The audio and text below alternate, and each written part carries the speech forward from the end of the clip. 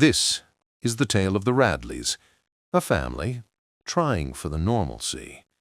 In Orchard Lane, they play the parts of Dr. Peter Radley, his tense quest Helen, and their teenage children Rowan and Clara. But beneath this facade, a secret festers. They are vampires, a truth so deeply buried that even on their own children aren't in the know. On a Friday, the delicate balance of the family splinters. Rowan, a lanky insomniac teenager with dark bangs and a persistent skin rash, lies awake at 3 a.m., a nightly ritual. He hears his mother, Helen, a guarded woman burdened with secrets, slip into the spare room for some unknown purpose before returning to the marital bed, where she rejects the advances of her husband, Peter. Peter, a doctor, weary of the monotonous, bloodless life he's chosen, has just had a nostalgic dream of their wilder, blood-fueled past in London. His frustration simmers. The morning brings more tension. Clara, a pale, earnest girl with glasses, has recently become a committed vegan, hoping it will make the animals, who mysteriously fear her, finally like her. This new diet has made her violently ill. As she throws up in the bathroom, her father, Peter, cuts himself shaving. He is mesmerized by the drop of his own blood, his heart quickening with a long-suppressed desire, a moment broken only by Clara's sickness. At the breakfast table, her parents' concern over her new diet is a thinly veiled fear of what her true hunger might become if left unchecked. The children's day continues to unravel. On the school bus, Rowan is mercilessly bullied by his neighbor, the weasel-bodied Toby Felt, and his brutish friend Harper. They taunt him, calling him a freak, and throw his beloved book of Byron poems out the window. Rowan is also tormented by his crush on the new girl, Eve Copeland, a tall, wisp-like girl with an angelic beauty, who has, inexplicably, befriended his sister Clara. Meanwhile, Helen, alone at home, gazes at a faded photograph from Paris 1992, showing her laughing beside a handsome, dangerous-looking man, her long-lost converter. Her moment of nostalgic pain is interrupted by the sight of a garbage man rummaging through their trash, a man who stares at her with an unnerving intensity. This man is Jared Copeland, Eve's haunted father, a former CID officer whose life has fallen apart. That evening, the Radleys host a dinner party for their neighbors, the Felts. Lorna Felt, Toby's stepmother, a woman with shining red hair and an air of temptation, accidentally serves a salad with garlic, causing Peter to choke violently and reveal their strange allergy. During the meal, Lorna flirts with Peter by touching his foot under the table, awakening his dormant desires. The true horror of the evening, however, unfolds in a field miles away. Clara, having fled a party after feeling ill and witnessing Eve kissing Toby Felt, is followed by a drunken and aggressive Harper. He attacks her, and in her terror, she bites him. The taste of his blood awakens a primal power within her. All sickness and fear vanish, replaced by an ecstatic, overwhelming rage and hunger. She loses control and brutally kills him.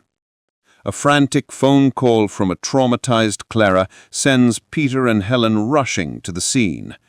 Faced with the gruesome aftermath, Peter knows they cannot handle this the human way.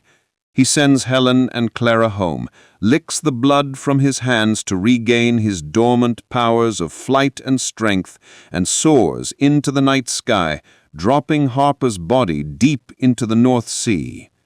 Back home, with the bloody clothes burning in the fireplace, the truth is finally revealed. Peter tells his shocked children, "We're vampires." He explains their history and their life of abstinence, handing Rowan a copy of The Abstainer's Handbook to help him understand. Rowan is devastated, while Clara, still numb, seems to accept the news with a strange calm. In the chaos, Helen learns that Peter, in his initial panic, had called his estranged brother Will, a reckless, practicing vampire they haven't seen in 17 years. Will Radley, a man with a roguish glint in his eyes and the dangerous freedom of a predator, is in his camper van in Manchester when he gets Peter's aborted message. After killing a young checkout girl for a casual meal, he decides to drive to Bishopthorpe, intrigued by his brother's cry for help. His arrival the next morning throws the Radley household into turmoil. He is a living embodiment of the past they tried to escape. Helen is terrified of his influence, but Peter, weakened and nostalgic, sees a potential solution to their problems in his brother's power. The children are fascinated and confused by this wild uncle they never knew existed. Rowan, grappling with a lifetime of lies, sees in Will a version of what he could become, while Clara, energized by her first taste of blood, is drawn to his confident amorality. The police begin their investigation into Harper's disappearance. 2 uniformed officers interview Toby Felt, who points them directly to Clara. The officers then question the Radleys, but Will, using his power of blood minding, effortlessly manipulates them into believing Clara is innocent and that they have no memory of the conversation. Meanwhile, the dynamic between the children shifts dramatically. Clara, once meek, is now confident and radiant. Her sense is sharpened and her body free from its constant ailments. Rowan, however, is tormented by the truth. After a heated confrontation with Eve's father, Jared, who reveals he knows the Radley secret, Rowan sinks deeper into despair. He later finds a shoebox of old letters and photos in Will's van, and a devastating letter from Helen reveals that Will is his biological father. Overwhelmed, he steals a bottle of Will's blood, labeled The Eternal, 1992, not knowing its significance. Back in his room, after a final humiliating encounter with Toby, Rowan drinks the blood. The effect is instantaneous. His rash vanishes, his strength surges, and for the first time, he feels truly powerful. In York, the case escalates when Harper's mutilated body washes ashore. Detective Chief Superintendent Jeff Hodge is baffled by the wounds until he is visited by Deputy Commissioner Allison Glennie of the Unnamed Predator Unit, a secret national task force that liaises with the vampire community. She reveals the truth about vampires and their secret agreement with the police.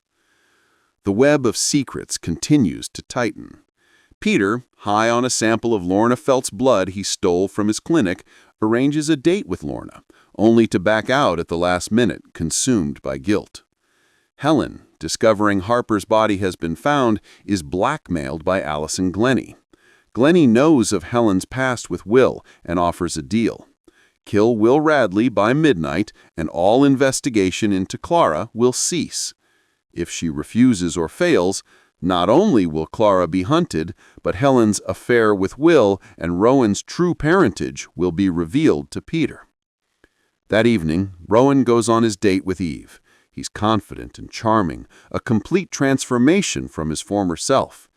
But in the cinema, the proximity to Eve and the power of the blood overwhelm him, and he nearly bites her. Horrified at his lack of control, he flees to the toilets and smashes the bottle of his mother's blood against the wall. At the same time, Will, having discovered the theft of his most prized possession, flies to the cinema in a rage. He finds Eve alone and, mistaking her for a substitute for Helen, attacks her. Rowan, flying high above the town in despair, sees Toby Felt cycling home below. In a display of his new power, he lifts Toby into the air, terrifies him to silence, and then lets him go, unable to become a killer. It is then that Will appears, taunting Rowan by falsely claiming to have killed Eve. Consumed by rage and grief, Rowan attacks his father. They crash into the Radleys' garden pond, where Rowan, in a desperate struggle, finds an axe left by Jared Copeland and decapitates Will. As Rowan stands over his father's body, Jared arrives at the front door, carrying his daughter Eve, who is bleeding to death.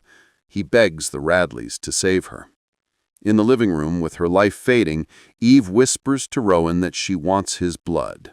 He bites his own hand and lets the blood drip into her mouth, converting her and binding them together forever. A few nights later, the family has found a new, tentative equilibrium. They drive to Manchester, to a vampire club called the Black Narcissus, to procure a supply of bottled vampire blood that will allow them to manage their cravings without killing. On the drive home, Rowan spots the Abstainer's Handbook and, with a laugh, throws it out the window. Back in Bishopthorpe, Peter and Helen, their love rekindled and their secrets finally laid to rest with Will, drink blood from wine glasses and embrace their true natures together. They are no longer hiding. They are, finally, the Radleys.